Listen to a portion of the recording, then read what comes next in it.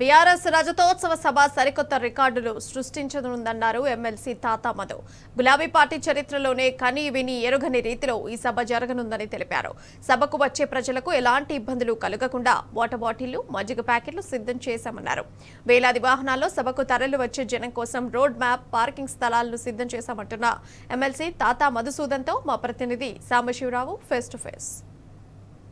ఖమ్మం జిల్లాలో పండుగ వాతావరణం నెలకొంది. మరికొద్ది గంటల్లో కేసీఆర్ నిర్వహించబోతున్నటువంటి బీఆర్ఎస్ పార్టీ రజతోత్సవ సభకు వెల్లువల జనం తరులుతారని జిల్లా పార్టీ చెప్తా ఉంది. మనతో పాటు జిల్లా పార్టీ అధ్యక్షులు ఎమ్మెల్సీ తాతా మధుసూదన్ జాయిన్ అవుతున్నారు. ఖమ్మం జిల్లా నుంచి ఎంతమంది కదులుతారు, కేసీఆర్ సభ గురించి ఖమ్మంలో ఎలాంటి చర్చ జరుగుతుందో వారిని అడిగి తెలుసుకుందాం. సార్, ఎట్లా ఉంది సార్ ఖమ్మంలో ప్రతిస్పందన? కేసీఆర్ గారి సభ కోసం సంబంధించినటువంటి ఏర్పాట్లు ఎట్లా జరుగుతున్నాయి? గత 15 రోజులుగా జిల్లా వ్యాపితంగా 5 నియోజకవర్గాల్లో బీఆర్ఎస్ పార్టీ నాయకులు, నియోజకవర్గ ఇన్ఛార్జీలు, పార్లమెంట్ సభ్యులు అందరం కూడా కూర్చొని ఒక కేసీఆర్ గారు, కేటీఆర్ గారు ఇచ్చినటువంటి డైరెక్షన్లో ప్లాన్ చేసుకోవడం అనేది జరిగింది. జిల్లాలో మేము అనుకున్న దానికంటే ఊహించని స్పందన ఉంది. అన్ని వర్గాల వారు అసలు మేము వస్తామని మేమే ఇంకా రిస్ట్రిక్షన్స్ పెట్టాల్సిన పరిస్థితి వచ్చింది. మహిళలు, ఎందుకంటే ఎండలు బాగా తీవ్రంగా ఉన్నాయి, మహిళలు కానీ, వృద్ధులు కానీ, పిల్లలు కానీ, ఆరోగ్యాలు బాగా లేనటువంటి వాళ్ళు కానీ వీళ్ళందరినీ కూడా రావద్దనే చెప్తున్నాం. అయినా కానీ మేమేదైతే సంఖ్యని అక్కడికి తీసుకెళ్లాలనుకున్నాం దానికంటే ఆల్మోస్ట్ ఒక 1.5 టైం ఎక్కువ వెళ్ళే పరిస్థితి కనపడుతుంది.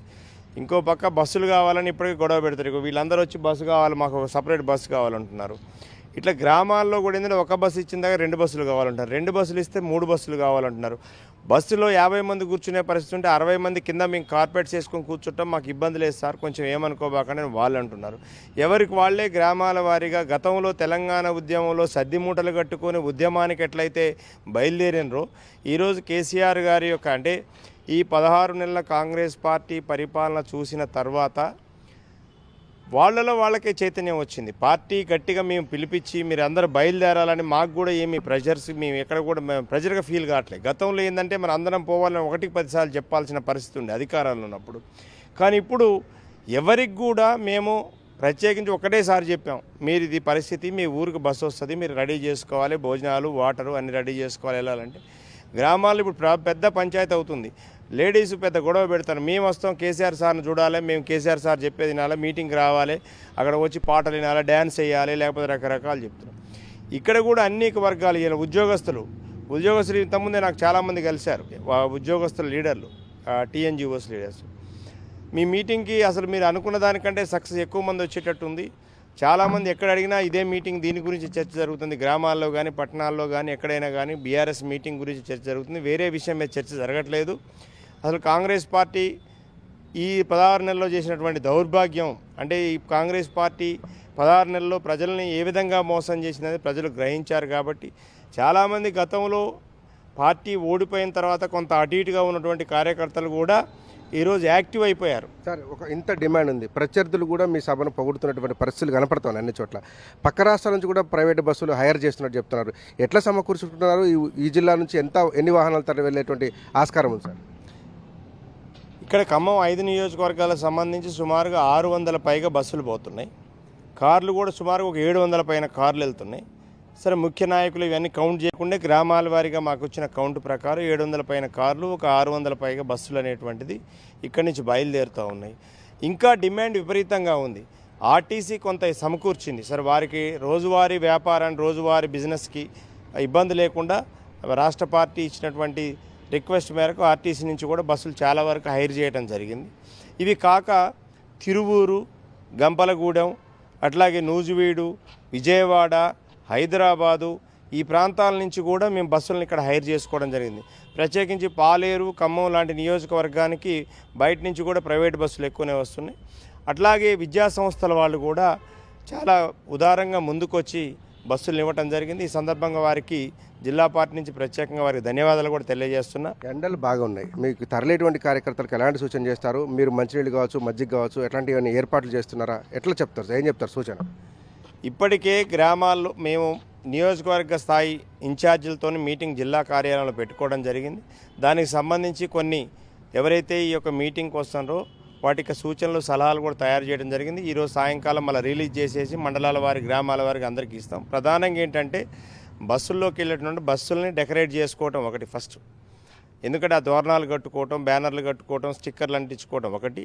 బస్సు లోపల కూడా ఇప్పటికే రేపు మార్నింగ్ అందరూ కూడా వంటలు వండుకుంటున్నారు. ఎవరికి వారే వంటలు వండుకుంటున్నారు గ్రామాల్లో. వండుకొని కొంతమంది పులిహార, కొంతమంది పెరుగన్నం, కొంతమంది వెజిటబుల్ బిర్యానీ, రకరకాల పద్ధతిలో, కొంతమంది చికెన్ బిర్యానీ చేసి, కొంతమంది చికెన్, రకరకాల వంటలు ఎవరికి వారే. ఎవరు కేటరింగ్లు ఇట్లా కాదు, గ్రామంలో స్వయంగా వారే వండుకొని వారే బస్సుల్లో పెట్టుకున్నారు. మజ్జిగ ప్యాకెట్లు పెట్టుకుంటున్నారు.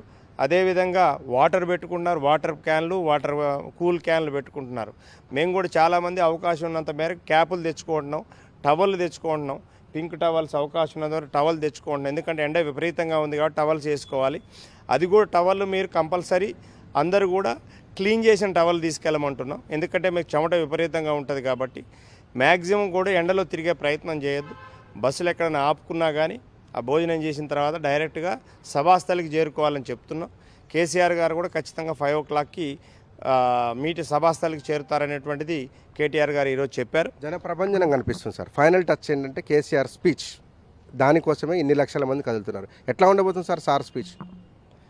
ఇక్కడి నుంచి ఎవరు కదిలినా రాష్ట్రంలో నాకు తెలిసి ఉన్న 10 ఉమ్మడి జిల్లాల నుంచి అయినా, ఖమ్మం జిల్లా నుంచి అయినా వచ్చే ప్రతి ఒక్కళ్ళు కూడా ఒకటే మాట, కేసీఆర్ గారిని చూడాలి, కేసీఆర్ గారు చెప్పేది వినాలి, కేసీఆర్ గారు ఇచ్చే సందేశాన్ని మేము మోసుకొని మళ్ళీ జిల్లాకు రావాలి, ఇక్కడ బీఆర్ఎస్ పార్టీని బలోపేతం చేయాలి, ఉద్యమ పార్టీని, ఇంటి పార్టీని, తెలంగాణ పార్టీని డెవలప్ చేసుకోవాలి, ప్రజలకు కాంగ్రెస్ పార్టీ ఇచ్చిన హామీల మీద కేసీఆర్ గారు ఇచ్చే సందేశాన్ని బట్టి మేము కూడా ఉద్యమానికి సిద్ధం కావాలనే ఉద్దేశంతోనే అక్కడికి వెళ్తాను. ఖచ్చితంగా కేసీఆర్ గారు ఇచ్చేటువంటి స్పీచ్ ఆ స్పిరిట్ నింపుద్దనేది నేను కూడా భావిస్తున్నాను. ఎందుకంటే కేసీఆర్ గారు అనేటువంటిది ఒక వ్యక్తి కాదు, అది ఒక శక్తి. ఎందుకు ఆ శక్తి కాబట్టే తెలంగాణ రాష్ట్రం సిద్ధించింది. డెఫినెట్గా కేసీఆర్ గారి యొక్క సందేశం కోసం కేవలం తెలంగాణ రాష్ట్రం కాదు, యావత్ భారతదేశం మొత్తం కూడా ఎదురు చూస్తూ ఉంది. కేసీఆర్ గారు ఏం చేయబోతున్నారు, ఆఫ్టర్ 16 months ఒక భారీ బహిరంగ సభకి శ్రీకారం చుట్టి ప్రజల మధ్యకు రాబోతున్నారు. కాబట్టి డెఫినెట్గా అందరి కళ్ళు తెలంగాణ పార్టీ, బీఆర్ఎస్ పార్టీ నిర్వహించే వరంగల్ మహాసభ వైపే చూస్తున్నాయి. బీఆర్ఎస్ పార్టీ కార్యకర్తలు, సైనికులందరూ కూడా కేసీఆర్ గారి యొక్క స్పీచే ఇంపార్టెంట్. మాకు ఎండలు లెక్కలేవు, నీళ్లు తింటామా, భోజనం చేస్తామా అనేది కాకుండా కేసీఆర్ గారి స్పీచ్ వినాలి అనేటువంటి ఉద్దేశంతోనే అందరూ కూడా వరంగల్కి బయలుదేరుతున్నారు. Thank you sir. ఇది జనప్రబంజనం సృష్టిస్తామని తాతమధు గారు ధైర్యంగా చెప్తున్నారు. కేసీఆర్ స్పీచ్ కోసం తెలంగాణ రాష్ట్ర పార్టీ సైనికులంతా కదులుతున్నారని, భారతదేశ వ్యాప్తంగా కూడా ఇదే చర్చ జరుగుతుందని చెప్పి తాతమ్మ చెప్తున్నారు. డిజిటల్ నారాజ్తో సాంసరా టీ న్యూస్ ఖమ్మం నుంచి.